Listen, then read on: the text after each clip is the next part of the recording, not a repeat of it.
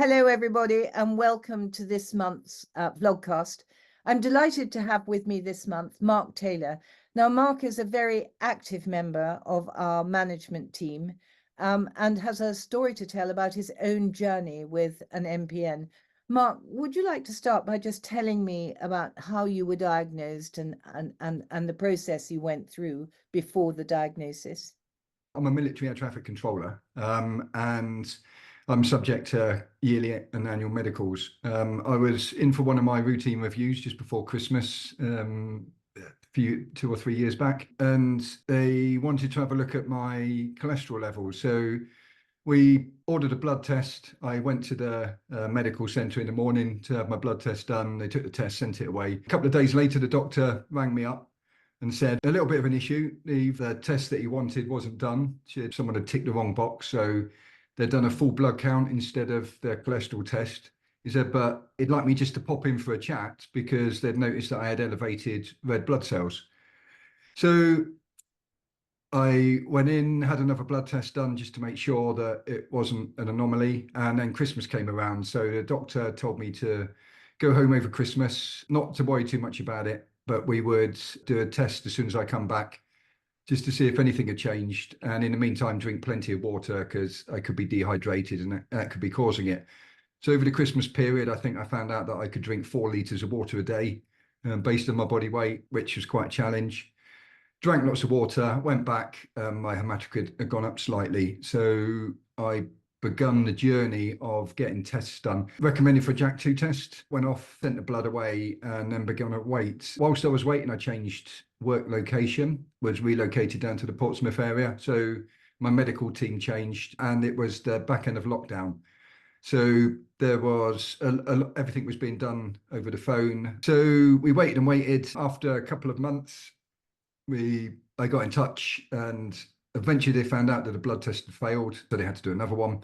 By then I had an appointment with a consultant hematologist, but that was back up here in Somerset, closer to where I actually lived as opposed to where I work. And then about a week before that one, which must have been about the May, June time, I went and saw the hematologist and I was diagnosed with JAK2 polycythemia vera. My goodness. And what was the emotional impact of that, Mark? Because you've got a pretty high-powered job. And dealing with all that going on, how did you cope? And have you got any tips for how to manage? Yes, I suppose I just put it out of my mind for the most part. I didn't necessarily at the time think that I had any symptoms, and I wasn't feeling unwell. It was something that was going on in the background. I'd been getting night sweats probably for a fair while. That was the only symptom really I was having. But I'm also a qualified yoga teacher. So I was doing a lot of yoga and a lot of yoga nidra, which is relaxation exercises. I do recommend if anybody is having trouble sleeping or having trouble relaxing, just Google yoga nidra. It's yogic sleep. It's a technique that uses breathing and backwards counting and rotation of consciousness around the body to bring you into a really, really deep level of relaxation in this zone between being awake and being asleep. Which is very relaxing. So I'm quite good at that. And I've found that very relaxing. And I still use that technique now if I'm feeling stressed or if I've woken up in the middle of the night because I've still got some sweat. So were you put on any medication when you were diagnosed with PV? Were you, you immediately put on medication or?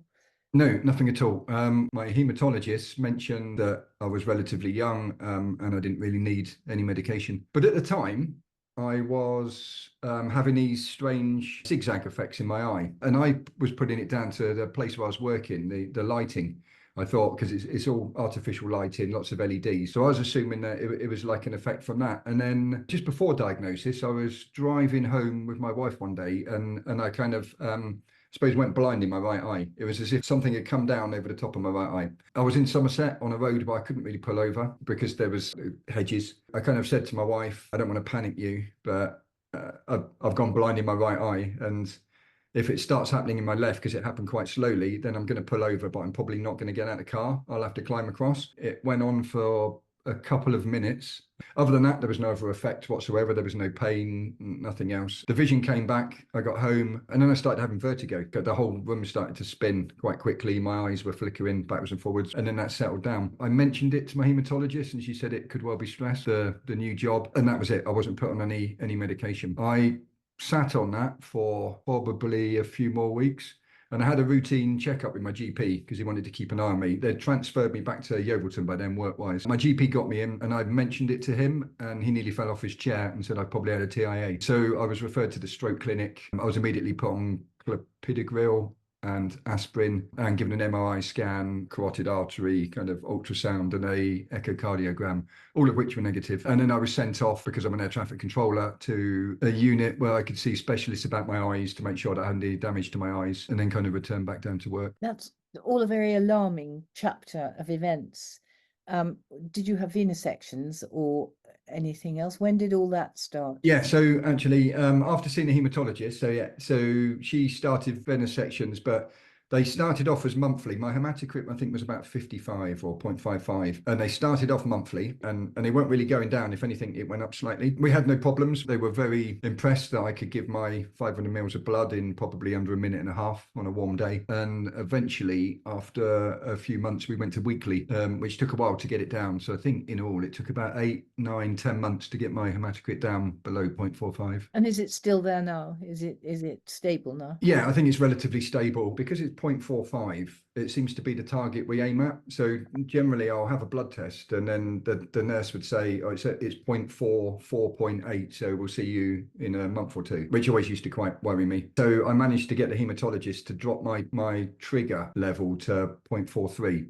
So now I generally stay below 0.45 because I've noticed that I'll stay quite very low for a while and then slowly it will pick up, but then it might spike. And so you're doing this just by venesection with no medication? No, just clopidogrel. And although I am finding the venesections quite tiring now. I'm about 2 to 3 monthly still. Yeah, I understand that. I've been there. It is tiring. Mm.